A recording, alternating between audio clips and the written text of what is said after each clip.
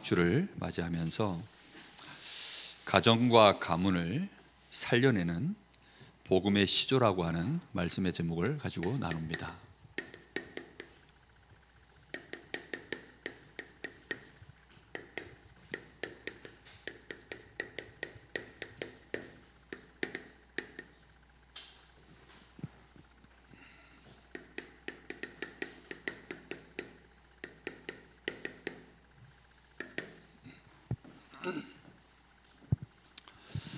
우리가 오늘 오전에 오직 하나님의 은혜로 라는 말씀을 나누었죠. 저는 요즘 들어서 하나님이 저에게 복음을 새롭게 알게 하시는 은혜를 많이 받는 것 같습니다.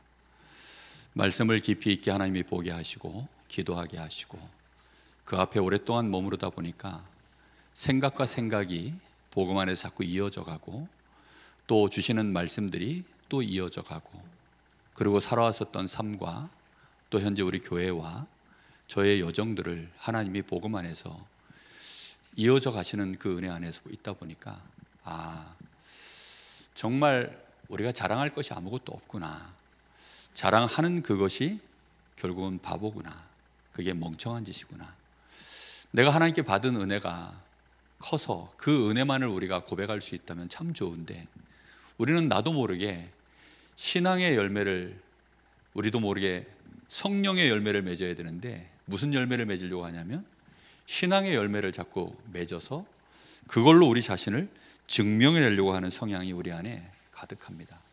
아니, 신앙의 열매와 성령의 열매가 다릅니까? 백말과 흰말 비슷한 말 아닙니까? 그래서 우리가 단어를 좀 예민하게 많이 가지고 있어야 됩니다. 이게 굉장히 달라요. 아다르고 어다르다는 것이 하나님이 말씀을 정확하게 씁니다. 그래서 하나님이 히브리어를 쓰신 이유가 뭐냐면, 히브리어는 점 하나가 이게 더 들어갔냐 안 들어갔냐에 따라서 의미가 완전히 달라집니다. 또 헬라어도 그래요. 헬라어도 그 쓰여지는 언어가 그렇습니다. 하나님이 우리 한국말을 또 이 시대에 이렇게 귀중한 언어로 쓰시도록 이 세종대왕을 미리 준비시킨 이유가 있지 않을까, 그런 생각이 들어집니다. 근데 어쨌든 우리가 신앙의 열매라는 것은 결국은 우리가 뭔가를 그걸 맺어서 증명해내려고 하는 거잖아요. 그게 굉장히 위험한 거거든요. 요한복음 15장에 보면, 그래서 예수님이 뭐라고 얘기하냐면, 그 앞에 요한복음 14장에 성령에 대한, 보혜사 성령에 대한 말씀을 하시면서 그 뒤에 막바로 주시는 말씀이 뭐냐면, 요한복음 15장에 우리가 잘 아는 포도나무와 가지의 비유입니다. 우리는 뭐지요? 가지입니다. 가지. 우리는 가지가지 하는 사람들입니다. 우리는 가지예요. 포도나무에 우리는 뭐 하고 있는 거죠? 붙어 있으면 되는 겁니다. 그럼 열매는 언제 납니까? 모르죠. 우리 할 바가 아니에요. 근데 우리는 우리가 알려 그래요. 그래서 언제쯤 그 열매가 맺어졌으면 좋겠다, 기왕이면 좀 실한 놈으로 맺었으면 좋겠다, 기왕이면 좀 많이 맺었으면 좋겠다. 많이 맺어져 봐야 가지가 어떻게 되죠? 부러지기밖에 더 해가지고. 진짜 우리는 어디에다 주안점을 둬야 되냐면, 내가 어디 붙어 있느냐. 우리는 성령이 우리 안에 계시기 때문에 성령의 열매가 맺어지는 것이지, 우리가 성령의 열매를 맺으려고 하는, 우리도 모르게 자꾸 주권이 바뀌는 거예요. 누가 주인이십니까? 하나님께 있어요. 근데 이걸 놓치면 우리도 모르게 또다시 조급함으로 갑니다. 그 조급함은 결국은 나를 움직이게 만들어요. 그 움직임이 행동이고 그게 믿음이라고 생각하는 경우가 우리는 많습니다. 근데 그건 믿음이 아니라 나의 조급함일 뿐이에요. 그래서 오늘 이 가문 살리는 복음의 시조, 이 말씀 안에서도 오늘 우리가 나눌 터인데, 자, 가문 안에 가장 우리가 경계해야 될 게 있습니다. 가문을 살린다고 했을 때 가문 안에 하나님이 가장 싫어하는 것을 하나 걷어내야 돼요. 그게 뭘까요? 우상입니다. 우리는 예수 믿은 지 벌써 1대, 2대, 3대, 4대 가기 때문에 우리 집에는 우상이 없다, 장담하실 수 있겠습니까? 아브라함 때부터 부름받아가지고 지금 이스라엘 백성들이 예수님 오실 때까지 오는 동안에 우상숭배 얼마나 했는지 아시죠? 그리고 수없이 우상숭배하고 그것 때문에 쫄딱 망하고 회개하고 또 돌아와서 또 쫄딱 망하고 그런 일을 엄청 반복을 했어요. 그러면 장담하기가 어렵죠. 진짜 중요한 것이 있습니다. 그럼 먼저 왜 인간은 우상숭배를 하는가? 이거부터 우리는 따져봐야 됩니다. 이걸 따져보면 우상이 다 발견되어져요. 왜 인간이 우상숭배를 합니까? 인간은 원래 하나님과의 관계 속에서 모든 것이 되어지던 존재입니다. 근데 창세기 3장 사건이 터지면서 이 사건 이후로 이 땅에 뭐가 들어옵니까? 우리 사람에게는 죄가 들어오고 모든 만물 가운데도 뭐가 같이 들어왔어요? 저주를 받는 사건이 벌어진 겁니다. 그래서 쉽게 되어지던 일들이, 당연히 되어지던 일들이요, 다 이제는 안 되게 막혀버렸어요.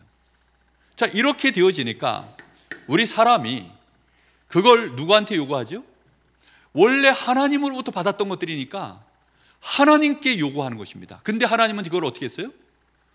끊어버렸습니다. 에덴에서 쫓아내시고, 사람은 이제 땀을 흘려야 되고, 여자는 이제 해산하는 고통을 느껴야 되고, 거기다가 또 자기 남편을 의지해야 되고, 남자들은 나가서 땀을 흘리는데 땅이 저주를 받아서 엉겅퀴를 내고 내가 수고한 만큼의 소산을 주지 않고, 이제 이런 상황들이 들어와 버린 겁니다.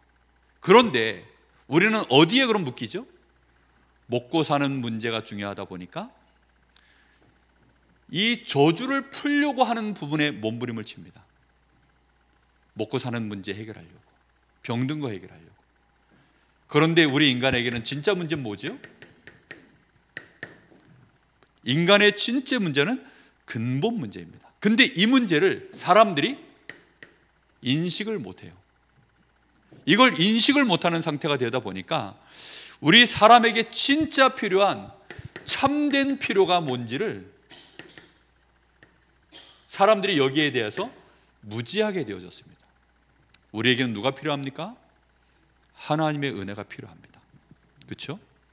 그 하나님의 은혜는 그냥 임하는 것이 아니라 하나님이 그냥 주실 수가 없어서 우리에게 공의로 주셔도 되도록 하나님이 우리에게 그래서 스스로 우리를 위하여 그 길을 열어주신 것을 보고 그리스도라고 하는 거죠. 우리는 그래서 그리스도로 말미암아 하나님의 이 은혜 안에 우리는 들어가서 살도록 하나님이 그렇게 길을 여신 겁니다. 근데 문제는 뭡니까? 근본 문제를 모르는 거죠. 그러니까 우리에게 참된 필요가 뭔지도 알지를 못해서 먹고 사는 문제가 우리의 모든 필요가 돼버린 겁니다. 그러다 보니까 먹고 사는 문제를 하나님 앞에 구하면 하나님이 째깍째깍 줘요, 안 줘요? 안 주죠.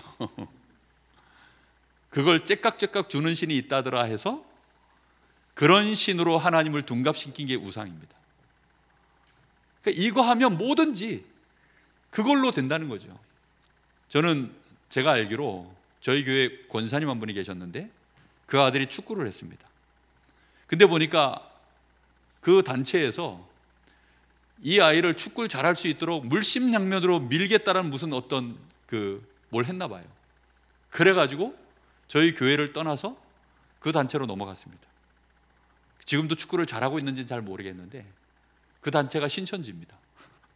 저는 그 얘기를 듣는데요, 그러니까요, 내 아들이 축구 선수가 될 수 있도록 후원만 된다면 뭐든지 좋다는 거죠. 그게 우상인 겁니다. 그러니까 우리는요, 하나님을 거기다가 갖다 끌어 쓰는데 하나님이 말을 안 듣는단 말이죠. 그 말 안 듣는 걸 내 마음속에서는 하나님이 나에게 응답을 안 하신다 생각하고 내 마음에 불경건이 있는 것도 모른 채 하나님의 그런 하나님이길 바라서 그런 응답을 잘 해주는 성경 구절들만 내 눈에 보여요. 그래가지고 하나님은 왜 그렇게 안 하시냐고 얘기를 하는 겁니다.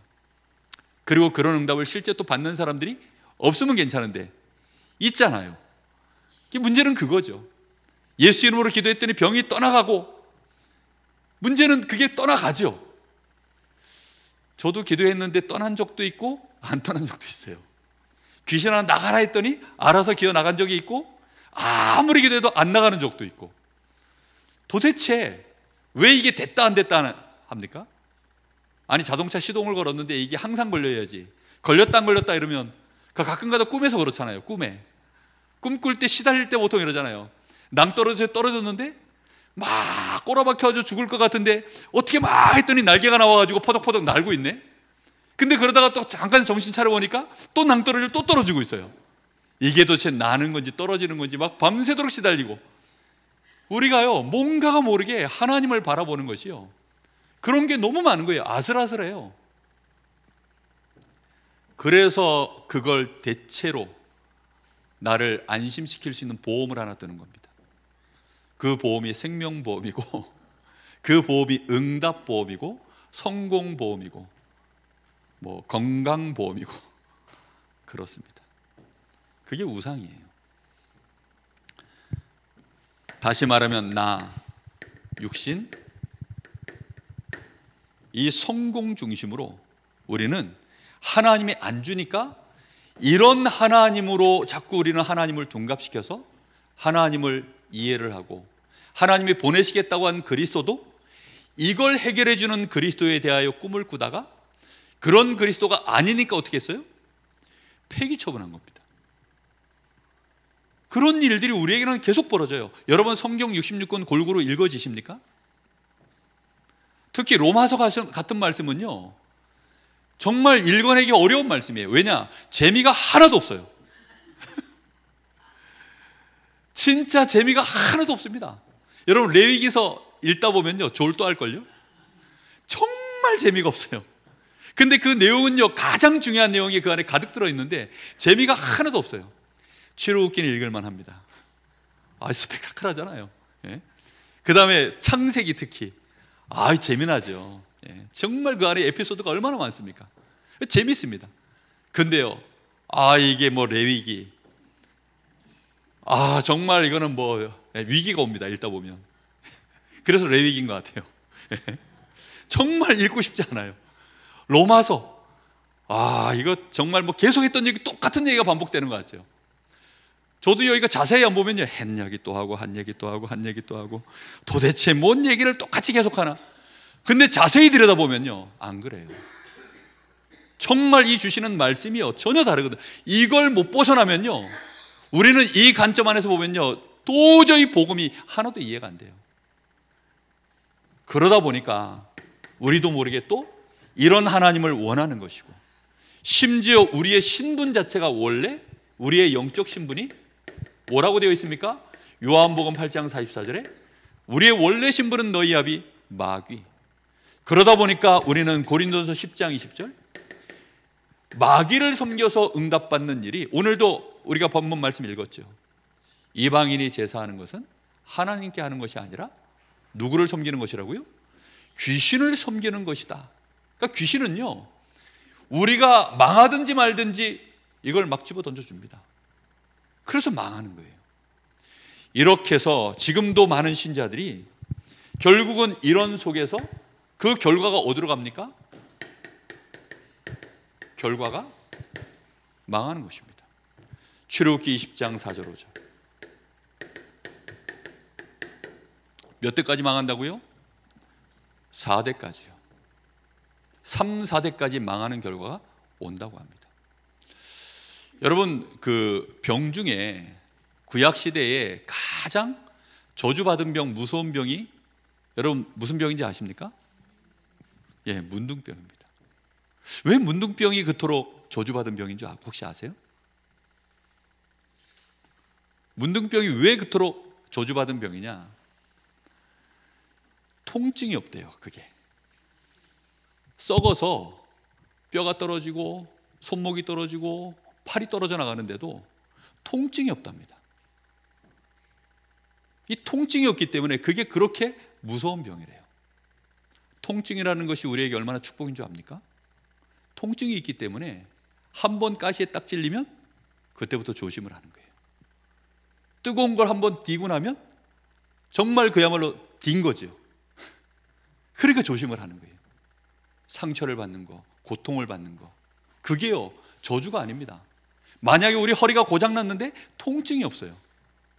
그런 줄도 모르고 막 진짜 뭐 허리가 부서지도록 때까지도 몰라가지고 계속 그렇게 되어지면 나중에 어떻게 돼요? 완전히 망가지는 거죠. 그래서 통증과 고통 이런 것은요 사실은 축복입니다. 하나님이 우리를 보호하시는 방법이고 우리 자신이 성장해 나가는 하나님이 우리에게 주시는 방법입니다. 근데 문제는 뭐죠? 로마서 1장에 보면 사람들이 불의와 불경건으로 점철되어졌을 때 사람들이 하나님의 영광을 못 보고 이제 사람의 영광을 하나님의 영광으로 뒤바꿔서 우상 숭배를 하고, 그리고는 사람들이 어디에 하나님이 버려두셨다고 나오죠? 더러운 마음에, 그 다음에 상실된 마음에. 더러운 마음에 내버려지면 어떤 일이 벌어지죠? 더러운 줄을 몰라요. 더러운 걸 만지는데 더러운 줄을 몰라요. 아예 마음이 상실됐다는 말은요, 고통, 감각, 영적인 것, 죄에 대하여, 하나님 앞에 내가 불신앙하는 것에 대하여, 세상 앞에 내가 정말로 이 양심에 그야말로 화인 맞은 거죠. 감각 자체가 없어지니까 하나님의 말씀에 대해서도 반응이 없고, 내가 심각한 범죄를 저질러 놓고도 모르는 겁니다. 더러운데 더러운 줄을 몰라요. 다 같이 그 냄새에 익숙해지면요 모릅니다. 근데 누가 문을 열고 밖에서 딱 들어오는데 이게 무슨 냄새야? 이제 그렇게 되어지는 거죠. 빨리 창문 열어, 환기시켜, 왜 이래 막 이제 이러는 거죠. 본인만 몰라요. 본인만. 그 더러운 마음에 내가 버려지면 인생이 어느 날 더러워지는데, 귀신은 별명이 뭡니까? 더러운 귀신입니다. 귀신이 마음껏 놀기 좋은 동네가 더러운 마음이에요. 거기에 계속 마귀가 역사를 하는데 우리는 거기에 묶여 지내는 거죠. 그래서 가문을 살린다, 거기에 내가 복음의 시조로 하나님 앞에 부름을 받았다는 것은 얼마만큼 중요한 일이고 축복인지 모릅니다. 자, 그래서 가정 가문 안에 우리는 빨리 뭘 찾아야 되냐면, 우리의 가정과 우리의 가문에 우상을 찾아내라. 이게 수색해서 찾아내라는 것입니다. 굉장히 적극적인 거죠. 우상을 색출해내야 됩니다. 이걸 찾아내서 버려야 되는데, 보이는 우상이 있습니다. 이거는 형상과 하나님 말씀하신 그대로 땅의 것들, 보이는 것들 가운데 이게 하나님이야 라고 만들어 놓고 하나님처럼 섬기는 것, 그게 형상 우상이 있고요. 그리고 가문과 나라 안에 전통적으로 내려오는 그런 제사들, 그게 전부 우상입니다. 심지어 번제도 뭐가 돼요? 오늘 우리가 시편 51편을 읽었죠. 번제 드리는 것도 우상이 됩니다. 심지어 예루살렘 성전까지도 예수님 당시에는 뭐가 돼버렸냐면 그게 우상이 돼버렸습니다. 모양이 중요한 게 아니에요. 그래서 하나님은 어떤 모양이나 어떤 형식에 갇혀 계시는 분이 절대 아닙니다. 다윗이 놀랍게도 그걸 안 거예요.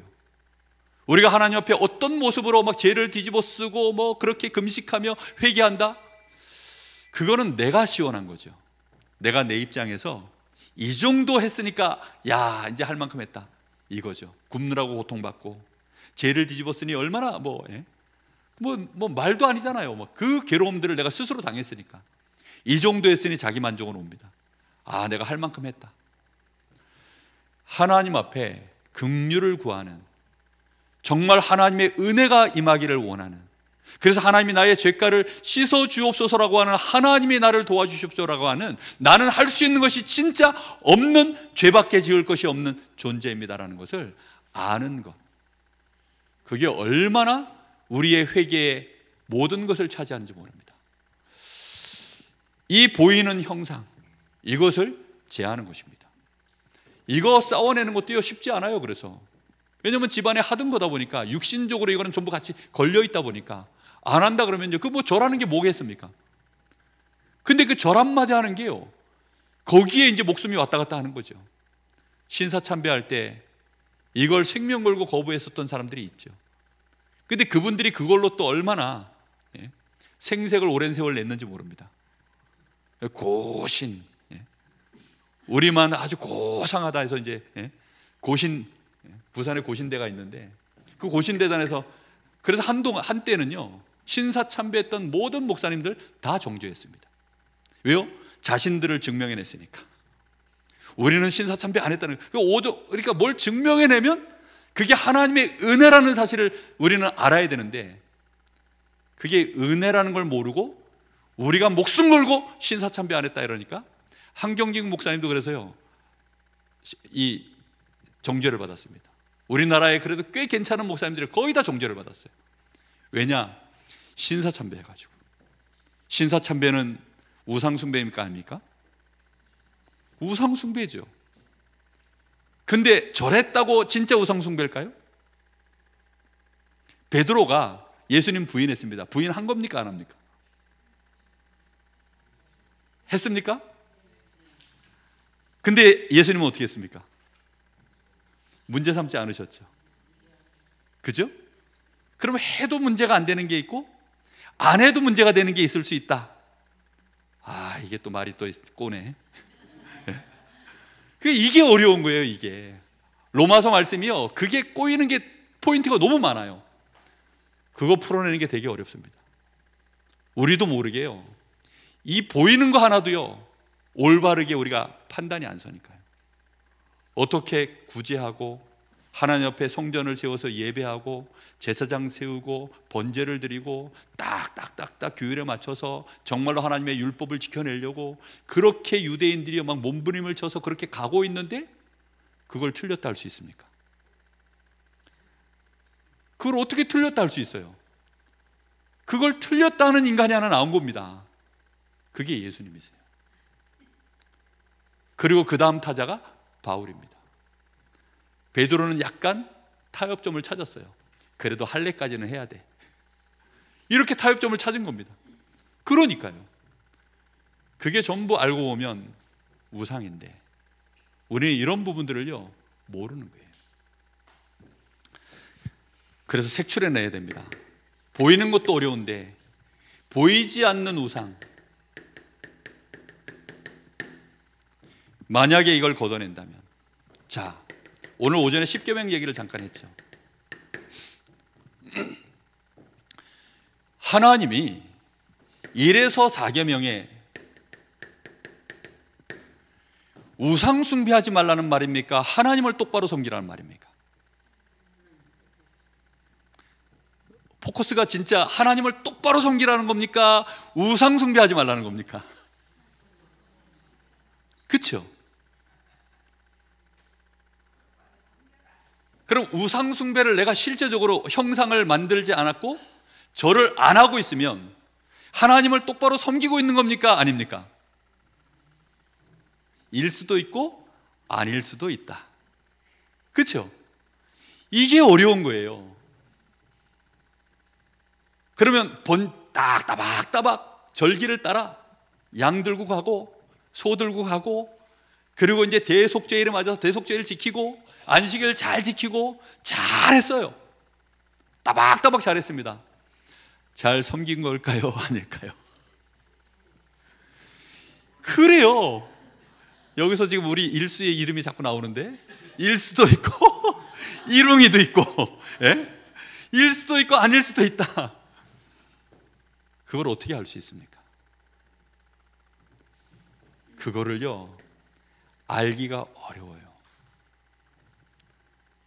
그래서 하나님은 이 1에서 4계명을 잘 지키면 뭐가 되도록 만드셨냐면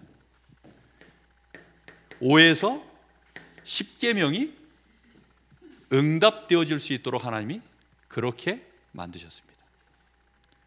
하나님과의 올바른 관계 속에서 이 부분이 되어질 수 있도록. 자, 여기에는 잘 먹고 잘 산다는 얘기가 있습니까? 없습니까? 요 5계명, 10계명에는 없어요. 여기에는 하지 말라는 얘기만 계속 있고 딱 하나, 부모 공경해라. 그거 하면 땅에서 잘 되고 장수하리라. 여기에 딱 축복이 그 한 대목만 딱 있고, 진짜 축복 대목은 어디에다 걸려 있죠? 여기요, 여기 1에서 4계명에 하나님을 사랑하는 자는 천대까지 복을 받는다. 하나님을 미워하는 자는, 하나님은 질투하는 하나님인즉 사들 하나님이 진짜 축복과 저주에 대한 얘기는 이쪽에 있어요. 이해되십니까? 무슨 말인지? 그러면 이 부분이 되는 사람은 이 은혜로 말미암아 여기서 받은 이 은혜가 어디가 가능하도록 만드느냐? 5에서 10계명을 지킬 수 있는 사람으로 하나님이 변화시켜 가시는 거예요.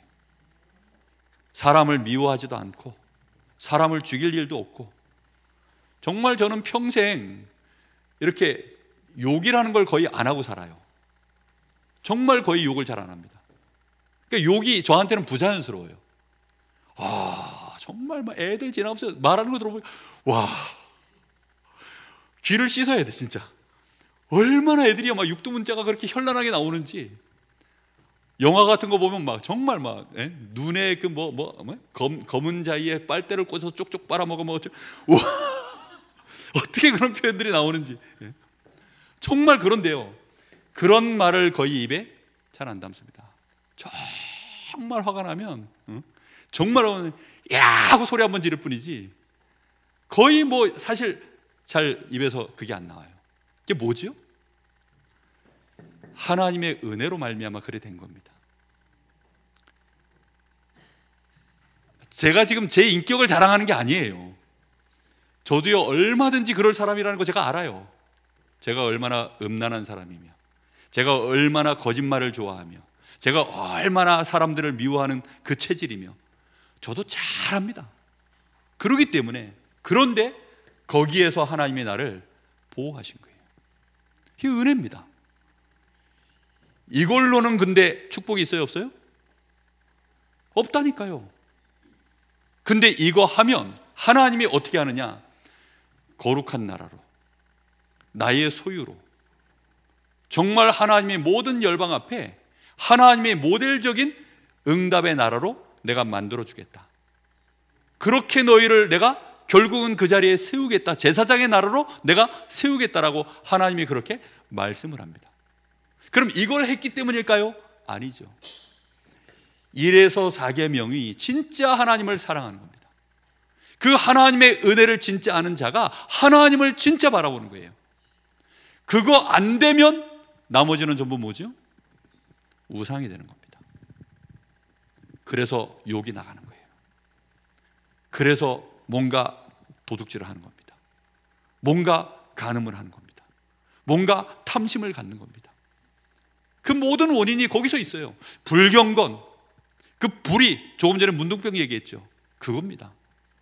결국은 불경건과 불의가 우상을 만들어내고 더러운 마음과 상실한 마음 가운데 우리가 버려지는 일이 벌어져서 엄청난 이런 일들을 행하는데, 해놓고도 뭐라 그러죠?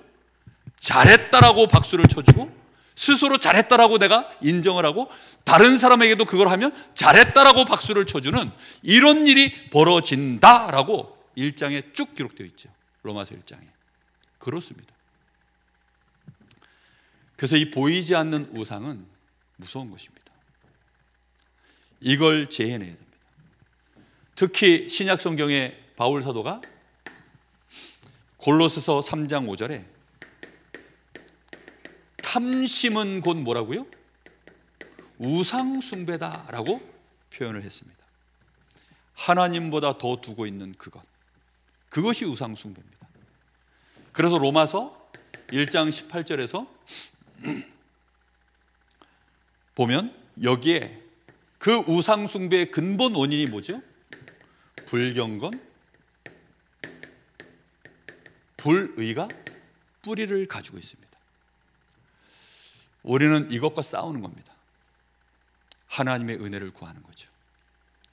그래서 하나님이 우리에게 베푸신 이 놀라운 구원의 은혜를 100% 그걸 인정하고 그걸 붙잡고 가는 것입니다. 혹시 손에서 장풍 나가거든? 누구 은혜입니까? 하나님 은혜라고요. 왜 장풍 나가는 걸로 표현했습니까? 말도 안 되는 일이 나한테 벌어졌어도 그것도 하나님 은혜라고 우리는 고백할 수 있어야 된다는 거예요. 우리 교회가 엄청나게 부흥을 해가지고 이 강릉에 22만 명 정도가 강릉 시민인데 22만 명 모이는 교회가 됐어요. 그렇게 되면 진짜 하나님 은혜네. 아니, 그렇게 되면 진짜 하나님 은혜라고 고백할 것 같아요. 반대로 쫄딱 망해가지고 아니 이제 저하고 저희 집사람밖에 안 남은 거예요. 그러면 하나님 은혜입니까? 아닙니까? 그러니까요. 고통은 뭐라고요? 하나님의 축복입니다. 아니, 우리는 자꾸 계산이 이리로 가니까, 예? 부흥만 될 수 있다면 이슬 편지도 좋고 라이터 전도도 좋고 진돗개 전도도 좋고 뭐든지 모든 방법을 총동원하는 거죠. 그거 아닙니다. 가정과 가문 안에 주시는 말씀을 가지고 계속 찾아내셔야 됩니다. 정말 뭔가 내가 증명해낸 거 있다라고 생각하시는 분 있습니까? 하나님, 내가 이 정도 했잖아요. 그거를 오늘 하나님의 은혜로 빨리 신앙을 점검하셔서 갱신하셔야 됩니다. 더 중요한 거 회개하셔야 됩니다. 내가 모르고 내가 한 줄 아는 거예요. 하나님 은혜로 다 된 것입니다. 못하는 사람은 왜 못하는 거죠? 그게 하나님이 지금 되어지게 하시는 과정 속에 있는 겁니다. 우리는 그 사실을 봐야지, 못하면 왜 못하냐 그럽니다. 집 나갔다 들어온 그 탕자를 왜 쟤를 그렇게 봐줍니까? 우리는 그게 당연한 정서예요. 우리의 당연한 정서. 근데 그 말은 누가 할 수 있다고요? 이웃집 아들은 얘기 못해요. 뒤에서 수근수근 할 수는 있지만 그 집에 성실하게 그 집에서 일하고 있는 첫째가 그 말을 합니다. 그러니까 하나님도 봐주시는 거지. 아버지도 야야 그러지 말고 들어와 인정해 주는 거죠. 인정해 주시지만 그게 아버지의 뜻이고, 그리고 네가 나와 함께 있는 것이 얼마나 큰 축복인지에 대해서 다시 얘기해 주죠. 우리가 잘못하면 이런 우상이 가정 안에 가득 있는데 놓치는 수가 있습니다. 우리는 그러면 무엇으로 살아야 되겠습니까? 우리는 정말 무엇으로 살아야 우리 가정 가문을 살려낼까요?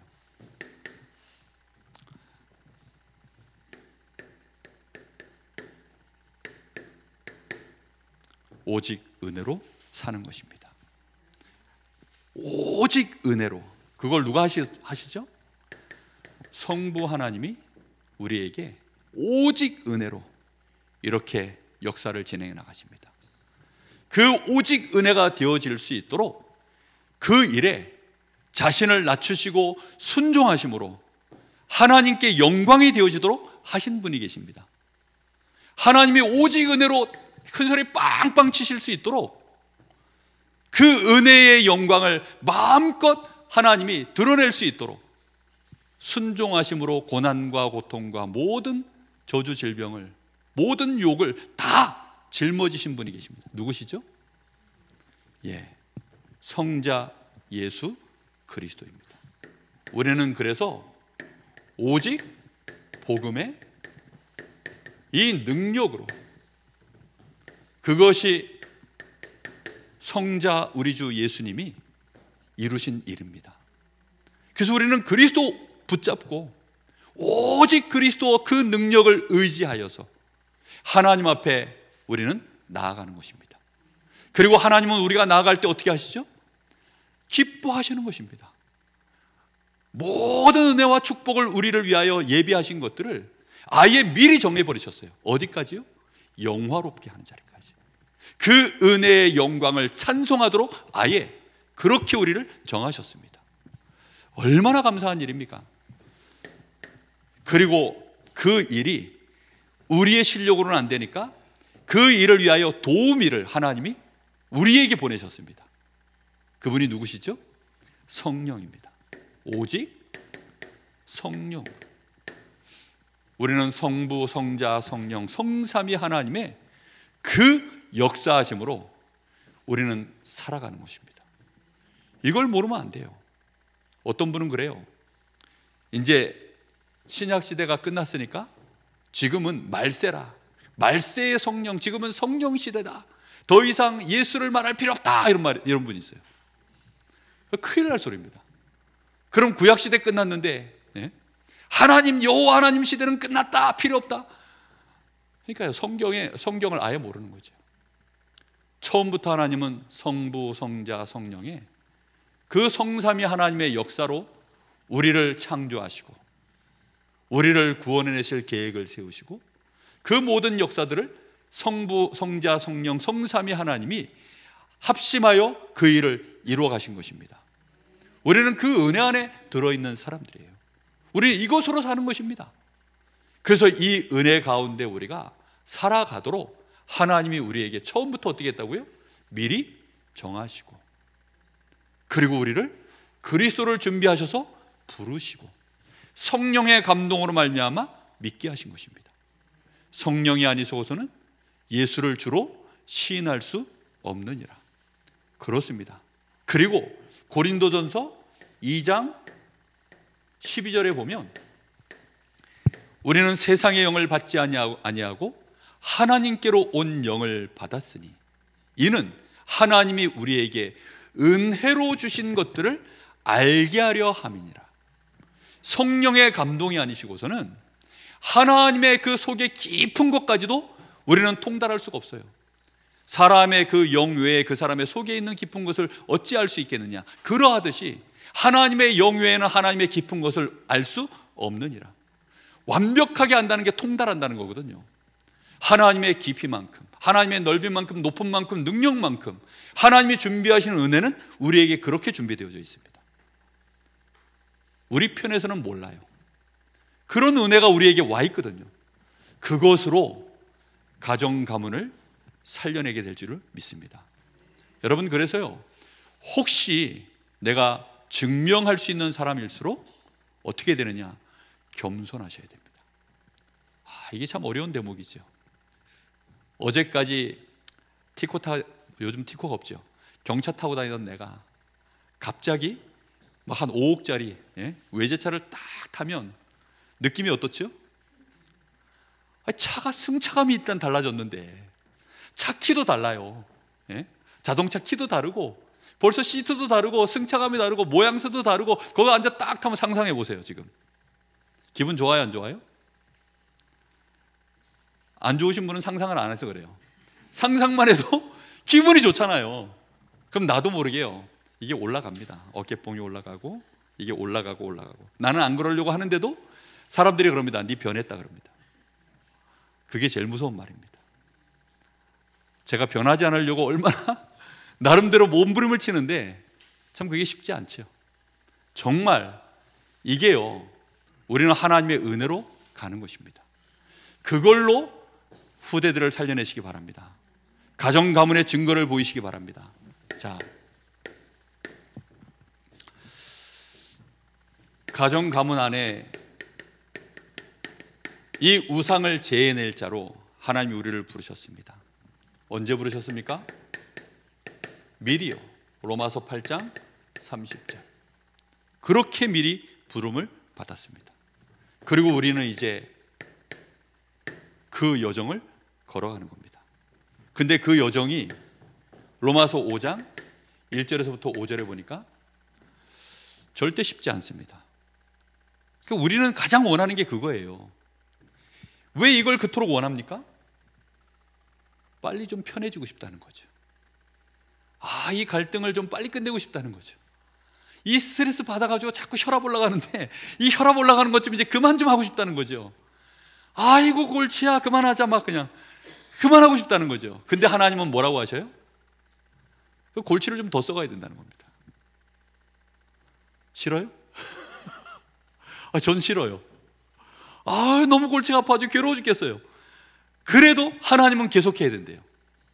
집에 가면 와이프하고, 자녀 보고 있으면 자녀하고, 이제 또 들어왔잖아요. 이제 전쟁 시작입니다. 그리고 또 교회 오면 교회에서, 나가면 나가서, 뭐 어디고 간에 뭐 천국이 있어요? 한 군데도 없어요. 그야말로 그냥 세상 자체가 내가 괜찮으면 되는데 나는 육신이 죄의 법을 섬기고 있고 사망의 몸이고 맨날 시체 앓고 있고, 그게 내 몸 납니다.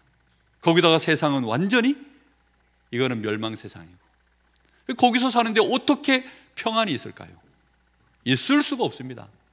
그래서 우리는요, 미리 하나님이 우리를 축복해 놓으신 겁니다. 이건 못 바꿔요. 그래서 못 바꿉니다. 홍명보가 국가대표 자기하고 친한 애들로 다 해가지고 딱 올려놓으니까요, 누가 뭐라 안 하면 바꿀 텐데, 누가 뭐라 안 하면 안 바꿀 텐데, 하도 국민 여론을 끌으니까 어쩔 수 없이 바꾸긴 바꿨는데, 하나님은 여론으로 안 바뀝니다. 절대 안 바뀌어요. 그래서 중요한 게 뭐냐, 내가 진짜 이 사람 만나 안 만나만 빨리 확인하시면 돼요. 확인 끝내셨습니까? 그럼 얼굴 좀 펴십시오. 물론 고통이 오면 얼굴이 찡그러드는 건 어쩔 수 없어요. 환난 중에도 즐거워하라. 누가 너 왜 얼굴 찡그렸냐 이러면 이게 즐거워하는 중이야. 그렇게 얘기하시면 됩니다. 내가 진짜 이것 때문에 힘들어하면 얼굴 표정이 어떤지 보여줄까? 하면서 악을 한번 써버리십시오.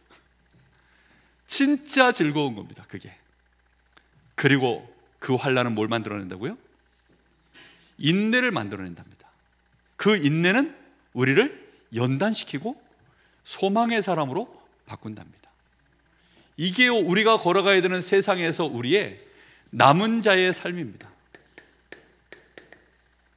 이걸 우리는 렘넌트라고 하죠. 이게 남은 자의 삶이에요. 우리의 걸어가는 여정이 이래요. 세상에는요, 평안이라고는 하나님의 은혜로 인하여 주시는 평안 외에는 없습니다. 맞습니까? 없어요. 정말 없습니다. 그래서 우리는 결국 어디에 가지요? 에베소서 1장 6절에 하나님이 우리를 하늘에 속한 복을 영생전에 주시려고 창세전에 주시려고 예비하셨는데, 그리스도 안에서 우리를 그 은혜의 영광을 찬송하게 하려 함이니라 그랬습니다. 그게 하나님이 우리에 대한 결론이십니다. 하나님이 우리를 보시는 결론이에요, 이게. 그래서 우리는 이런 사람이 되고야 맙니다. 그래서 그거를 하나님이 미리 정했으니 우리도 어떻게 해야 됩니까? 미리 감사하고 하나님의 은혜를 정말로 누리는 사람으로 가면 어느 날 가문이 살아나 있습니다. 어느 날 후대가 살아나 있습니다. 물론 우리가 잘한다고 해서 그 보상으로 후대가 살아나는 것 아닙니다. 하나님이 가문 안에 하나님의 약속이 있기 때문에 주 예수를 믿으라 그리하면 너와 내 집이 구원을 얻으리라. 그 약속이 우리 안에 있기 때문에, 그리고 주님을 사랑하는 자에게 천대까지 내가 복을 베풀겠다. 약속이 되어져 있습니다. 그래서 그 약속으로 하나님이 그 일을 진행해 나가시는 거예요. 이스라엘 나라 가운데는 그렇게 하나님을 사랑하는 사람들이 간당간당하게 한 명, 두 명씩 계속 이어져 갔습니다. 그게 구약시대 스토리죠. 그 한두 명 때문에 그 한두 명을 축복하시려니까 어떻게 해야 돼요? 이스라엘 나라 전체가 복을 받는 겁니다. 그리고 나라가 망해도 그 한두 명은 하나님이 늘 보존시켜 놓는 거예요. 꼭 기억하십시오. 여러분의 가정 가문이 그런 은혜로 하나님은 세우실 것입니다. 여러분이 그 사람입니다. 여러분이 바로 그 시조입니다. 정말 하나님이 그렇게 여러분을 세운 거 믿으십니까? 그래서 감사하십시오. 그리고 여러분의 현장에 여러분을 하나님은 그런 사람으로 세워놨습니다. 그걸 보고 전도자라고 합니다. 그래서 우리는 전도자입니다. 그리고 가문 안에 우리는 아브라함과 같이 복음의 시조로 하나님이 세우셨습니다. 그런 증인으로 이미 우리가 세워진 줄 믿으시고 감사하는 저와 여러분 되기를 예수님의 이름으로 축복합니다. 우리 같이 한번 잠시 기도하겠습니다.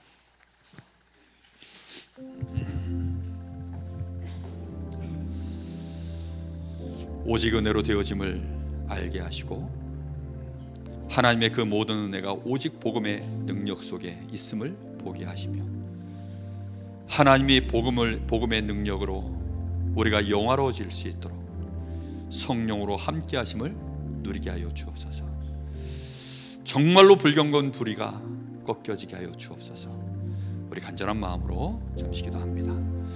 살아계신 하나님께 감사를 드립니다. 이 가정의 달에 하나님 가정과 가문을 살리는 시조로 하나님이 아브라함을 선택하여 불러내신 것처럼, 하나님이 저 이방인을 복음하라고 바울을 처음부터 택한 그릇으로 부르신 것처럼, 하나님 우리를 태 속에 있을 때, 아니 태중에 짓기도 전에, 아니 하나님은 우리를 영세 전에, 창조하시기 전에 이미 우리를 아시고 우리를 그리스도 안에서 하늘에 속한 신령한 복을 주시려고 우리를 부르셨다라고 선포하셨고, 우리를 미리 정하셨고, 우리가 이제 부름을 받아 그리스도 안에서 믿음으로 의롭게 되어졌고 영화로운 자들로 하나님 앞에, 세상 앞에 하나님의 은혜의 영광을 찬송할 수 있도록 우리를 세우시는 것 감사를 드립니다. 주여, 저희들에게 새 은혜를 부어 주시옵소서. 이 여정을 걸어가는데 착각하지 않게 하여 주옵시고, 하나님이 우리에게 주시는 이 환난 속에서 우리가 진실로 하나님과 함께하는, 인내할 수 있는, 오래 참을 수 있는 그런 축복들이 우리 안에 재창조 되어지게 하여 주옵시고, 혹시 우리가 무너집니까? 혹시 우리가 범죄합니까? 우리에게 하나님 정말로 우리 안에 새 마음을 주시옵소서. 우리에게 하나님이여 성결살 수 있는 은혜를 부어주시기를 원합니다. 우리의 죄과를 지워주시기를 원합니다. 우리 가정 가문의 죄과를 하나님 긍휼히 여겨 주옵시고, 우리 후대들의 죄과를 하나님이 지워주시기를 원합니다. 그리스도 안에서 이미 하나님이 우리에게 그 은혜를 주셨사오니, 우리 후대들, 우리 가정 가문의 모든 사랑하는 모든 가족들에게 그리스도를 믿는 믿음 안에서 참된 속죄의 역사가, 하나님과 화평케 되어지는 은혜가 하나님 나타날 수 있도록 주님이 역사해 주시기를 간절히 원합니다. 정말로 하나님이여 세계복음하는 가정 되기를 원합니다. 마음껏 전도와 선교하는 가정 가문 되어지기를 원합니다. 우리 가문에 목회자가 일어나게 하시고 선교사가 일어나게 하시고, 하나님 정말로 복음 안에서 로마서 16장에 그 귀중한 중직자들이 일어날 수 있도록 하나님 역사해 주시길 간절히 원합니다. 우리도 모르게 가지고 있는 모든 우상의 세력들이 무너지게 하여 주시옵소서. 보이지 않는 우상과 싸우게 하여 주시옵시고, 정말로 하나님을 향하여 온전히 우리의 믿음을, 우리의 중심을 드릴 수 있는 은혜가 우리에게 나타날 수 있도록 하나님 역사하시길 간절히 원합니다. 은혜 위에 은혜를 부어 주옵소서. 주의 성령으로 역사하여 주시옵소서. 주님 감사합니다. 하나님 은혜를 감사드립니다. 오늘도 우리 사랑하는 귀한 성도들이 오직 하나님의 은혜로 말미암아 이 귀한 주일 예배에 나와 예배하며 찬양하며 기도하며 주신 말씀 앞에 마음을 열고 아멘 할 수 있도록 역사하신 하나님께 감사를 드립니다. 주신 말씀이 이제 우리에게 그대로 성취되어지는 여정을 또 걸어가야 하겠사오니 새 힘을 부어 주시옵소서. 하나님이 은혜를 더하여 주시옵소서. 우리의 모든 사정을 다 아시는 하나님께서 우리에게 은혜를 베푸시고 우리 후대들에게 은혜를 베푸시기를 간절히 원합니다. 가정 가문에 하나님 나라가 임하게 하옵소서. 정말로 하나님의 은혜의 영광을 찬양하는 일이, 그 증거가 하나님이 나타내 주시기를 간절히 소원합니다. 그래서 우리는 어쩔 수 없이 우리의 성품과 맞지 아니하지만 하나님이 하셨습니다 라고 고백하는 자 되게 하옵소서. 더 나아가 모든 것이 하나님의 은혜입니다 라고 배울 수 있도록 우리에게 연단시켜 주옵소서. 하나님이 역사하시고 영광받아 주시옵소서. 예수님의 이름으로 기도하옵나이다. 아멘.